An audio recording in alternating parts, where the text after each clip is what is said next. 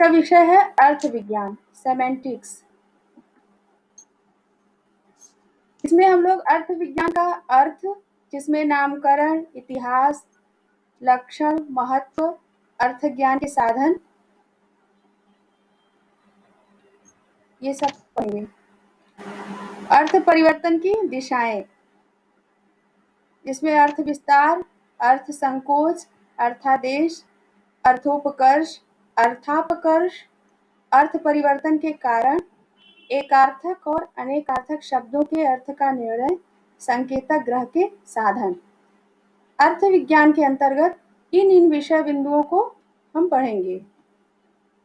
सबसे पहले तो अर्थ विज्ञान क्या है, इसको जानना आवश्यक है। अर्थ विज्ञान का अर्थ है अर्थ का विज्ञान। इसमें भाषा के अर्थ पक्ष का वैज्ञानिक अध्ययन किया जाता है, अर्थात भाषा का अर्थ कैसे बनता है, कैसे हम अर्थ ग्रहण करते हैं, उसका व्यवस्थित ढंग से, संगठित ढंग से अध्ययन किया जाता है। अर्थ विज्ञान का क्षेत्र क्या है? अर्थ विज्ञान के क्षेत्र में शब्दों के अर्थ में विकास, अर्थ विकास की दिशाएं, अर्थ परिवर्तन के कारण, एकार्थक और अनेकार्थक शब्दों के अर्थ का निर्णय, संकेतक ग्रह के साधन आदि इसके बाह्य पक्ष हैं। इन विषयों का अध्ययन इसके क्षेत्र में आता है। थोड़ा सा इसके इतिहास को हम देखते हैं कि अर्थ विज्ञान के अध्ययन का इतिहास क्या रहा है। तो हम देखते हैं, भारतीय संदर्भ में जब देखते हैं तो हमें पता चलता है कि यास्क-कृत निरुक्त अर्थ विज्ञान का प्रथम भारतीय ग्रंथ है, जो वेदांग के अंतर्गत भी आता है। षड वेदांग है, उसमें निरुक्त आता है। यह अर्थ विज्ञान का प्रथम ग्रंथ उपलब्ध होता है। इसके अंतर्गत अर्थों का निर्वचन किया जाता है, निर्वचन के नियम बताए गए हैं, अर्थ का महत्व बताया गया है कि भाषा में शब्द के अर्थ का कितना महत्व होता है। और दूसरा ग्रंथ है पतंजलि का महाभाष्य, जो पाणिनि के अष्टाध्यायी के ऊपर लिखा गया है भाष्य, उसको महाभाष्य कहते हैं। इसमें भी अर्थ विज्ञान के क्षेत्र मिलते हैं। और तीसरा महत्वपूर्ण ग्रंथ है वाक्यपदीय, जिसकी रचना आचार्य भर्तृहरि ने की है। इसमें भी अर्थ विज्ञान का वर्णन दृष्टिगोचर होता है। और पाश्चात्य में अध्ययन किन किन विद्वानों ने अर्थ विज्ञान का अध्ययन किया है, उसमें फ्रेंच विद्वान है मिशेल ब्रेयार प्रमुख रूप से, जर्मन विद्वान पाल के रीजिंग, ए बेनरी, पोस्टगेट, ब्रुगमान और स्वीट आदि। जर्मनी में ज्यादातर अर्थ विज्ञान का अध्ययन हुआ है, वहां पर ज्यादा भाषा वैज्ञानिक हुए।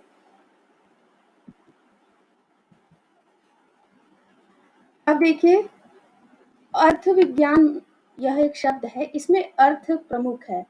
तो अर्थ का हमारे यहाँ बहुत ही ज्यादा महत्व बताया गया है। तो अर्थ किसे कहते हैं?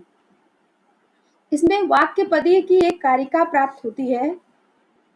यस्मिन् तु चरिते शब्दे यथा यदा योऽर्थ प्रतीयते तमाहुरर्थं तस्यैव नान्यत् अर्थस्य लक्षणम्। अर्थात शब्द के द्वारा जब हम शब्द का उच्चारण करते हैं तो जो अर्थ प्रतीति होती है उसे ही अर्थ कहते हैं। जैसे हमने गो शब्द कहा, अब गो शब्द के उच्चारण होने से ही जो सासना, लांगूल, ककुत, खुर, विषाण से युक्त एक पिंड हमारे मन में उसका ज्ञान हो जा रहा है, तो वही अर्थ है। अर्थ कोई अलग से वस्तु नहीं है। अब देखिए, आधुनिक भाषा वैज्ञानिक डॉक्टर भोलानाथ तिवारी ने अर्थ को परिभाषित करते हुए कहा है, किसी भी भाषिक इकाई, चाहे वाक्य हो, वाक्यांश हो, रूप हो, शब्द, मुहावरा इत्यादि को किसी भी इंद्रिय, उसमें प्रमुख रूप से आंख, कान से ग्रहण करने पर जो मानसिक प्रतीति होती है वही अर्थ है।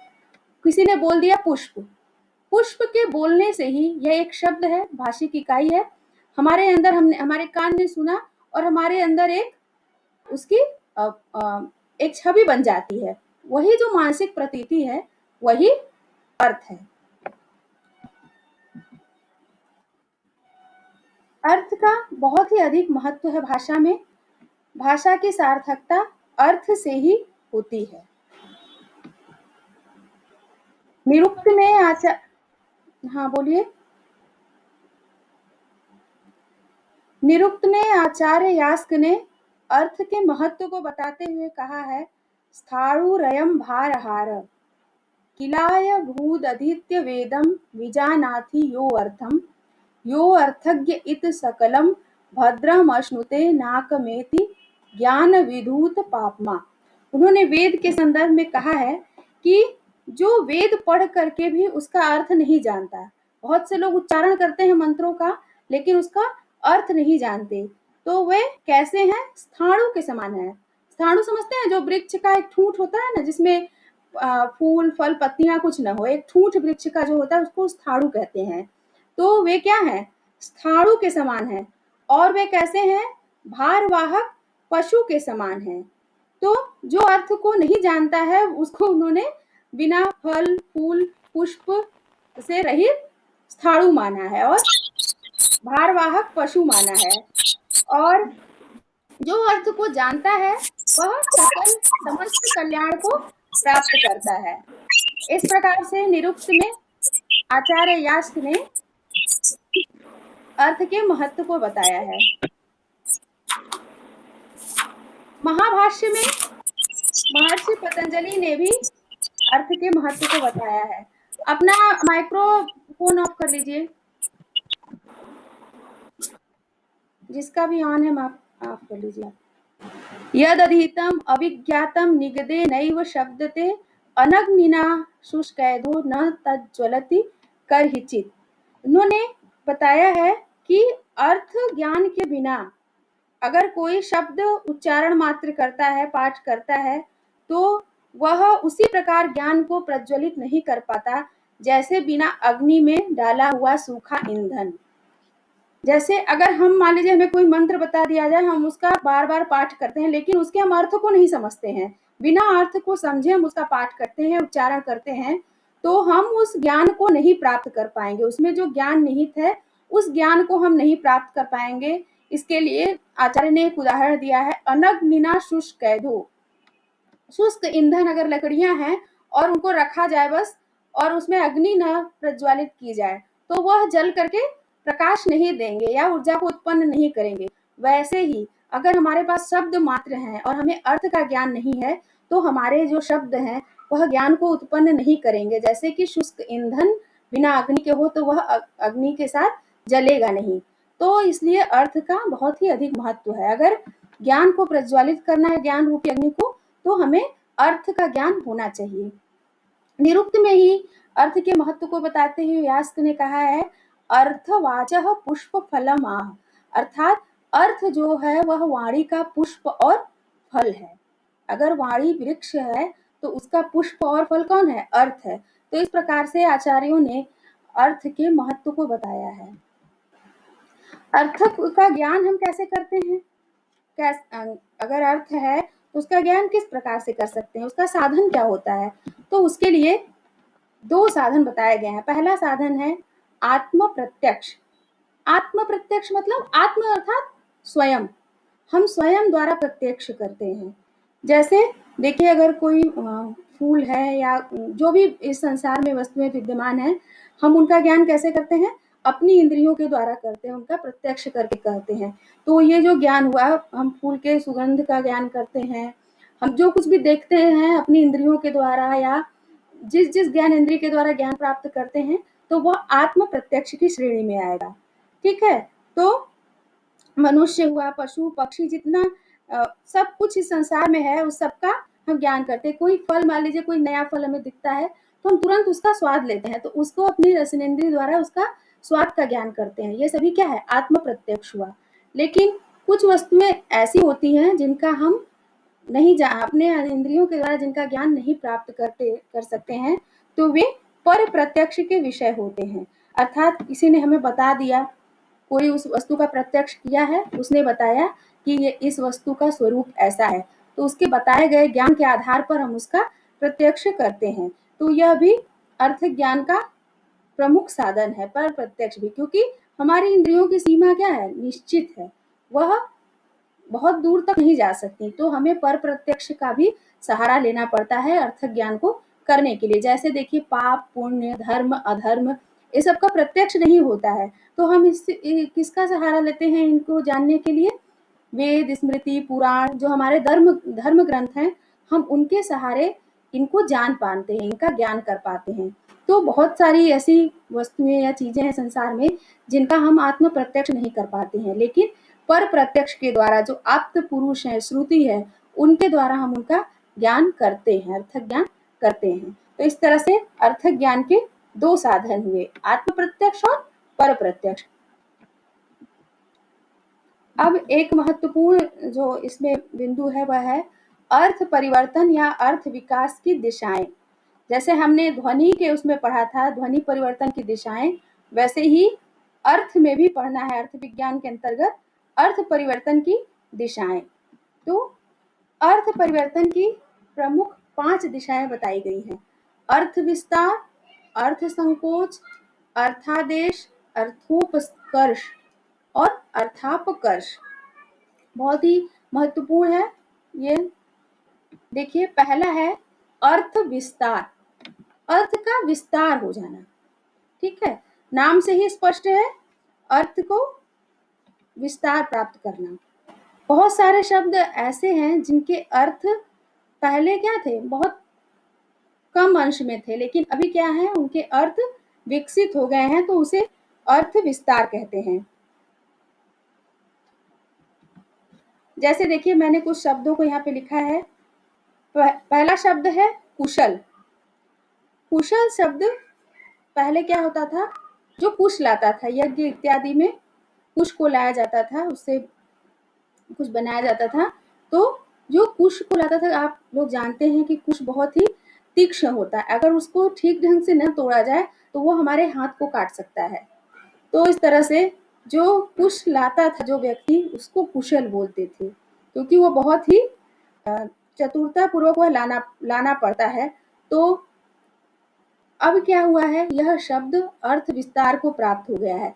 अब कोई भी काम अगर अच्छे ढंग से कोई कर लेता है तो उसको कुशल कहा जाता है।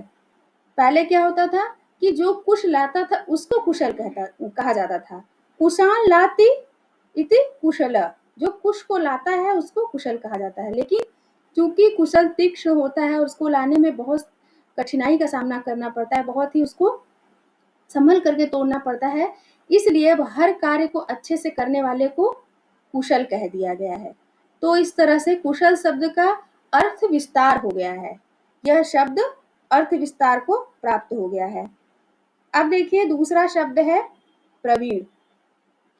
प्रवीण जो प्रकृष्ट रूप से, अच्छे रूप से वीणा बजाता था उसको प्रवीण कहते थे।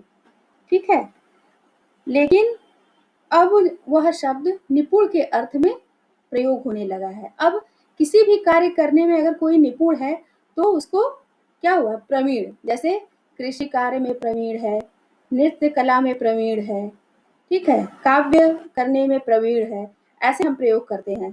तो अब क्या हुआ, प्रवीण शब्द का अर्थ विस्तार हो गया है। पहले इसका जब इस शब्द की उत्पत्ति हुई थी तो यह जो अच्छे प्रकार से वीणा बजाता था उसको ही प्रवीण कहते थे, लेकिन अभी किसी भी काम को कोई निपुणता से करता है तो उसको प्रवीण कहते हैं। अब देखिए एक और शब्द है तैल। यह शब्द पहले जो तिल से निकलता था, तिल जो होता है उससे जो द्रव पदार्थ निकलता था उसको पेरने से, उसको तैल बोलते थे। ठीक है, लेकिन अभी क्या है कि किसी भी जो उससे निकलते हैं तेल, चाहे वो सरसों से निकले, मूंगफली से निकले या सोयाबीन से निकले, बादाम से निकले, सबको तेल बोलते हैं। तो इस तरह से यह शब्द अर्थ विस्तार को प्राप्त हुआ है। गवेषणा, प्राचीन समय में जब जो गाय होती थी अगर वो कहीं इधर उधर भटक जाती थी या खो जाती थी तो उनको ढूंढने को गवेषणा कहा जाता था। लेकिन वर्तमान समय में या ये कहा जाता था, गाय की इच्छा कोई रखता था तो उसको गवेषणा कहा जाता था, गाय विषयक इच्छा को। लेकिन वर्तमान समय में खोजने को, ढूंढने को, खोज करना, रिसर्च करना, ये सब के लिए गवेषणा शब्द का प्रयोग होता है। तो गवेषणा शब्द भी अर्थ विस्तार को प्राप्त हुआ है। अब अर्थ परिवर्तन की दूसरी दिशा है अर्थ संकोच। यह उसके विपरीत है, अर्थ विस्तार के विपरीत अर्थ संकोच। कुछ ऐसे शब्द थे जो विस्तृत अर्थ में प्रयोग होते थे, लेकिन अब वे संकुचित अर्थ में प्रयोग होने लगे हैं। जैसे देखिए, इसमें कुछ शब्द हैं पंकज। पंकज शब्द पंके जायते इति पंकजा, ये इसकी व्युत्पत्ति है। तो पंक, पंक का अर्थ होता है कीचड़। जो कीचड़ में उत्पन्न होता है उसको पंकज कहा जाता था। तो कीचड़ में तो बहुत कुछ उत्पन्न होते हैं, कीड़े मकोड़े उत्पन्न होते हैं और बहुत सारे पुष्प उत्पन्न होते हैं, लताएं उत्पन्न होती हैं। तो लेकिन अभी इस पंकज शब्द बस कमल के लिए प्रयोग होने लगा है। तो इस तरह से पंकज शब्द का अर्थ संकोच हुआ है, यह संकुचित होकर के मात्र कमल के अर्थ में प्रयोग होने लगा है। जबकि यह क्या है, पंकज शब्द से तो पंख में उत्पन्न होने वाले सभी जीव जंतु पौधों के लिए है। जलद, यह जलद शब्द पहले, जलद का अर्थ होता है जो जल देने वाला या जल धारण करने वाला। तो इस तरह से तो समुद्र भी हो जाएगा, नदी, तालाब, कुआं सभी जल को धारण करते हैं। लेकिन जलद शब्द बादल के अर्थ में रूढ़ हो गया है। इस तरह से यह इसका अर्थ संकोच हुआ है। इसी तरह से सर्प, सर्प का अर्थ होता है जो रेंगता है, ठीक है। लेकिन रेंगने वाला, तो रेंगने वाले तो बहुत से सरीसृप होते हैं, जीव जंतु होते हैं, लेकिन यह सांप, सांप होता है उसके अर्थ में रूढ़ हो गया है। तो इसका अर्थ संकोच हुआ है। ऐसे ही मृग, मृग शब्द से बहुत से पशु पक्षी, सभी पशु पक्षियों को लिया जाता था, लेकिन यह अब क्या हो गया है, यह बस जो हिरन है, हिरन के अर्थ में रह गया है। जबकि मृग शब्द से सिंह इत्यादि सबका बोध होता था, लेकिन अभी हम प्रयोग करते हैं बस हिरन के लिए। ऐसे ही एक सभ्य शब्द है, सभ्य शब्द का प्रयोग सभा में जो बैठते हैं उनके लिए होता था, लेकिन अब इसका प्रयोग हम किसमें करते हैं, जो बहुत ही शिष्ट हो, सुसंस्कृत हो, उसके लिए प्रयोग करते हैं। तो इस तरह इन शब्दों का क्या हुआ, अर्थ संकोच हो गया है। तीसरा है अर्थादेश, अर्थ का आदेश होना, अर्थात जो पहले अर्थ था उसको छोड़ करके उसके स्थान पर दूसरा अर्थ प्रयोग होने लगा है। इसमें देखिए एक शब्द है असुर शब्द। असुर शब्द पहले इसका असु और र जोड़ करके असुर शब्द बनता था, जिसका अर्थ है प्राण शक्ति संपन्न अर्थात देवता, देवता के अर्थ में प्रयोग होता था। लेकिन अब असुर शब्द का प्रयोग राक्षस के अर्थ में होने लगा है, अर्थात देश हो गया है। देवता के स्थान पर अब राक्षस आ गया और उसकी व्युत्पत्ति असुर, जो अर्थात सुर अर्थात जो देवता न हो, अर्थात राक्षस, राक्षस के अर्थ में प्रयोग होने लगा, अर्थादेश हो गया यहाँ पर। वर, वर का पहले अर्थ श्रेष्ठ के रूप में लिया जाता था, जो श्रेष्ठ होता था उसको वर कहते हैं। लेकिन अभी वर शब्द से हम जो शादी में जो दूल्हा होता है उसके लिए वर शब्द प्रयोग करते हैं। तो इस तरह से यहाँ पे अर्थादेश हुआ है। साहस, साहस शब्द है, इसका पहले अर्थ था चोरी या डकैती। जब चोरी या डकैती का कार्य किया जाता था उसको साहस कहा जाता था, लेकिन वर्तमान समय में अर्थादेश हो गया है और चोरी डकैती के स्थान पे उत्साहपूर्ण कोई कार्य करता है उसको साहस कहते हैं। जिसके अंदर उत्साह हो और कोई कार्य शुरू करता है उसको कहते हैं यह साहसिक है। तो यहाँ पर भी अर्थादेश हो गया है। मौन, मौन देखिए, मौन जो मुनि का कर्म होता था, जो मुनि लोग रहते थे वो लोग जो काम करते थे उसको मौन कहा जाता था। लेकिन वर्तमान समय में जो चुप रहता है उसको, चुप रहने को मौन कहा जाने लगा है। तो इस तरह से मुनि कर्म के स्थान पे चुप रहना यह आदेश हो गया, यह अर्थ, तो अर्थादेश यहाँ पर हुआ है। अब अर्थोत्कर्ष, अर्थ का उत्कर्ष होना। जो तीन हमने पढ़े, पहला जो अर्थ विस्तार, दूसरा अर्थ संकोच, तीसरा अर्थादेश, उन्हीं से यह कोई अर्थोत्कर्ष और इसके बाद आएंगे अर्थापकर्ष, ये कोई अलग नहीं है, उन्हीं की ये विशेषताएं दोनों हैं। कहीं कहीं पर क्या हुआ है, जो अर्थ परिवर्तन हुआ है उसमें क्या हुआ है, शब्दों के अर्थ में क्या हुआ है, उत्कर्ष हुआ है, अर्थात वृद्धि हुई है, उनका अर्थ बढ़िया हुआ है। पहले उतने अच्छे अर्थ नहीं थे, लेकिन अब क्या हुए हैं, उसमें उत्कर्ष प्राप्त हो गया है। तो ऐसे कौन-कौन से शब्द हैं? देखिए, जैसे एक शब्द है मुग्ध। मुग्ध शब्द पहले मूर्ख के अर्थ में प्रयोग होता था, लेकिन अब इसका अर्थ उत्कर्ष हुआ है और यह मोहित होना अर्थ में प्रयोग होने लगा है। आज बोलते हैं ना, मुग्ध कर देता है, मंत्र मुग्ध कर देता है। तो मूर्ख शब्द मूर्ख अर्थ में अब प्रयोग नहीं होता है, अब यह मोहित होने के अर्थ में प्रयोग होता है। तो मूर्ख जो अर्थ था, उससे थोड़ा इसका उत्कर्ष हुआ है अर्थ का। ऐसे ही देखिए, साहस शब्द जो हमने देखा, इसका पहले चोरी डकैती अर्थ था, अभी उत्साहपूर्ण कार्य के लिए प्रयोग होता है। तो यहाँ भी अर्थोत्कर्ष हमें देखने को मिल रहा है। चोरी डकैती ये तो निम्न कोटि का कार्य था, लेकिन अब यह उच्च कोटि के कार्य के लिए ये शब्द का अर्थ प्रयोग होता है। इस तरह से अर्थोत्कर्ष इसमें देखने को मिला है। उत्कर्ष मतलब वृद्धि। ऐसे ही करपट शब्द है। करपट शब्द पहले फटे वस्त्र, चिथड़े वस्त्र जो होते हैं उनके लिए प्रयोग होते थे, लेकिन अभी यह करपट या कपड़ा जो शब्द प्रयोग करते हैं, वे अच्छे वस्त्रों के लिए प्रयोग करते हैं। तो इसमें भी अर्थोत्कर्ष हमें देखने को मिला है। पहले इस शब्द का अर्थ था यह फटा वस्त्र, अब अच्छा वस्त्र, तो अर्थ में उत्कर्ष हो गया इसके। आगे देखिए, गोष्ठी। गोष्ठ गोष्ठ शब्द होता था, उसका अर्थ होता था गौशाला, जहाँ गायें रहती थी। और अब इसका अर्थ क्या होता है, सभ्य समाज की सभा। अब हम लोग कोई भी संगोष्ठी सेमिनार करते हैं ना, सेमिनार के लिए संगोष्ठी शब्द का प्रयोग करते हैं, जहाँ पे सभी लोग मिलते हैं। तो इसके अर्थ में उत्कर्ष हुआ है। पहले से, पहले गायों के रहने का स्थान था, अब हम लोग की जो सभ्य समाज की सभा होती है। तो ये हुए कुछ अर्थोत्कर्ष के उदाहरण।